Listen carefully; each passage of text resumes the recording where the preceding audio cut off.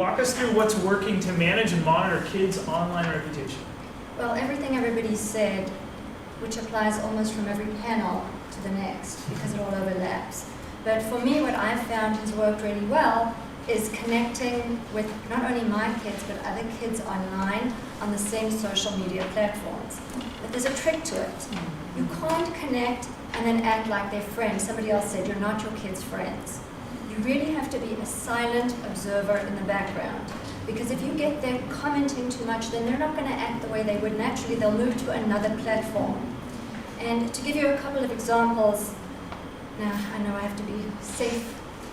A little bit light, bright, and polite. So I can't give you the exact examples of what my kids have done. So I'll speak vaguely about my own son's high school experience. He's now in college.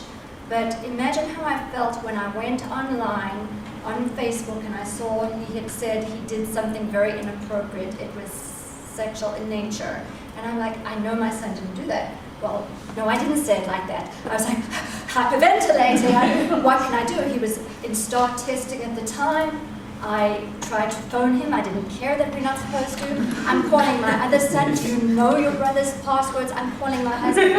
Freaking out for the first couple of hours. Finally, he calls me back. Mom, what's up?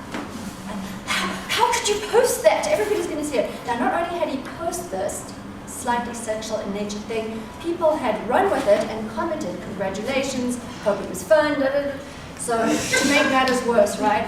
It turns out that he lost a bet. It used to be when he lost bets, we'd go out to dinner and be wearing a Sharpie moustache. But in this case, it was posting something online. And so when I got his password, I deleted it. That was my learning curve. But then I used it as a teaching experience for the future with him. And then we've continued to have a few as time has gone on. For example, the time he ordered pizza, and he decided it would be really funny to call himself Ben Dover. And so then when the receipt came, he posted on Facebook with my address, my full address. You know, so again, I didn't chastise him online. I pulled him aside, and I can't do that. I don't want everybody to know my address. Boys are the best. Only a guy would do that without peer pressure. He did it on his own? Because on his own.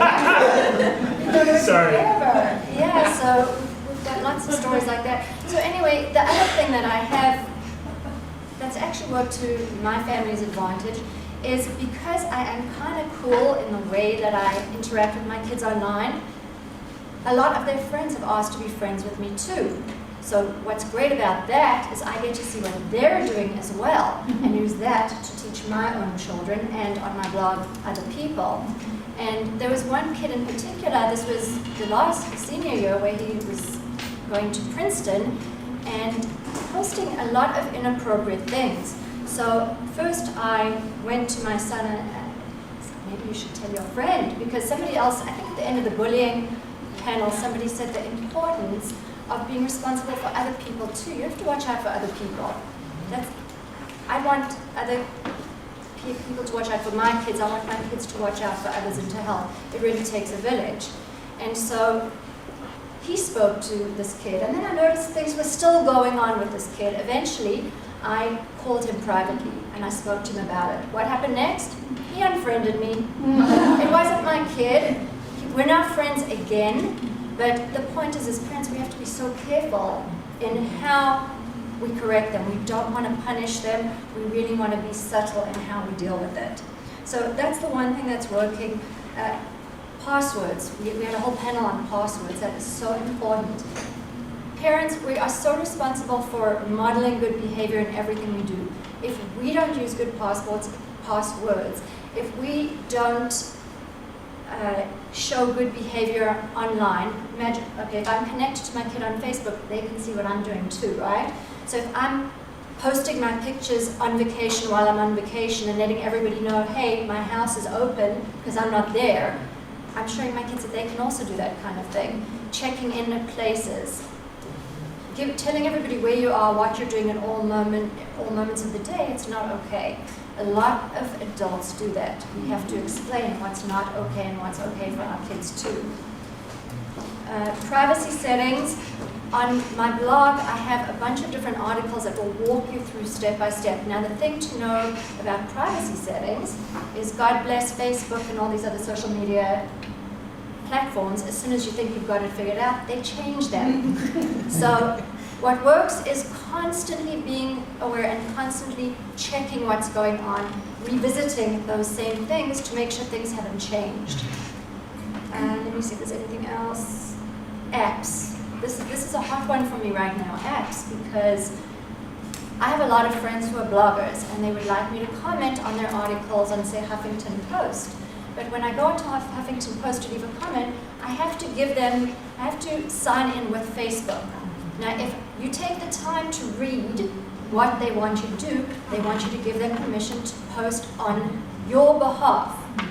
Okay, does everybody understand what that means? That means Facebook can say they're me and they can post.